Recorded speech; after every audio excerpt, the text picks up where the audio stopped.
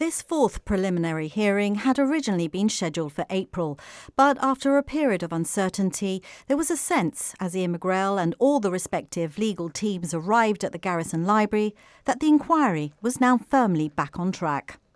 Although not the first item on the agenda, retired Judge Sir Peter Openshaw chose to rule on an application made by GBC to broadcast the public inquiry into the former police commissioner's early retirement.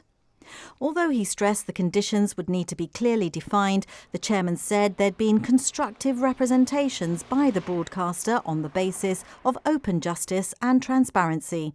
He recognised it was a matter of public interest and highlighted that none of the parties had raised objections.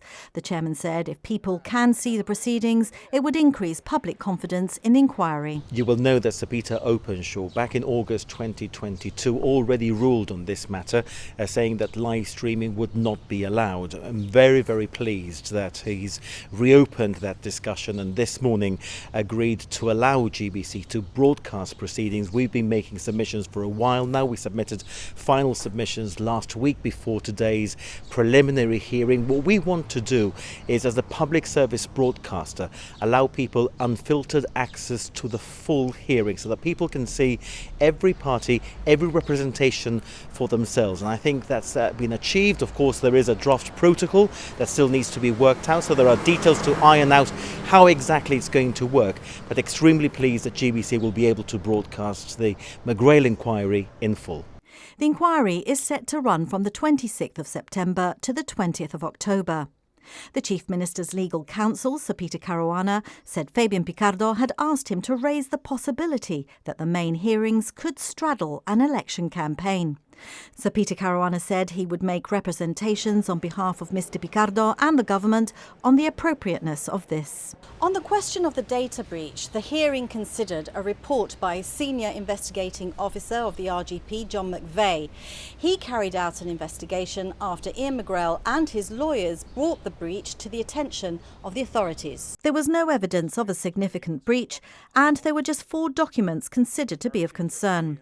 As such, the hearing heard this was not a barrier to the inquiry proceedings. The hearing also dealt with outstanding disclosures and statements and how witnesses will be examined.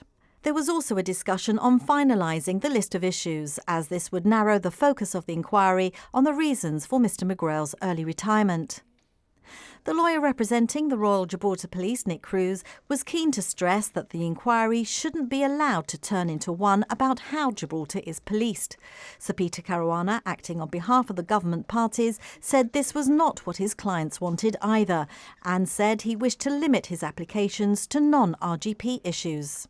Nick Cruz and Ian McGrail's lawyer Adam Wagner questioned the relevance of some of the incidents named in the inquiry documents, but Sir Peter Openshaw was not inclined to rule just yet on what should or should not be included. But he stressed the agreed facts and admissibility are 2 different matters, meaning some things that are agreed might not necessarily be covered. A proposed timeline was set out before a final discussion on the matter of the Noli Prosequi. This is the legal instrument issued by the Attorney-General in 2022 to discontinue criminal proceedings referred to in Mr McGrail's written submissions. How this will be dealt with in the main hearing is something Sir Peter Openshaw said he would have to rule on.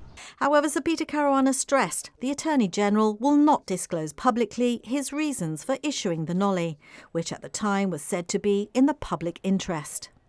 Nevertheless, he agreed with inquiry solicitor Julian Santos that the question, what were the reasons for the Noli, would not form part of the inquiry. A further preliminary hearing is likely to take place before the inquiry proper begins in September.